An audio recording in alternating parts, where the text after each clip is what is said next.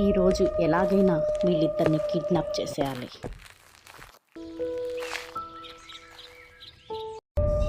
Hi Sravanthi, ఎలా ఉన్నావు? ఎవరు? నేను మీ అమ్మ ఫ్రెండ్ని, గుర్తుపట్టావా? నాతో పాటు రండి వెళ్దాం. ఈరోజు మీ అమ్మ తీసుకురమ్మంది. మీ అమ్మకి బాగాలేదు, ఓకేనా?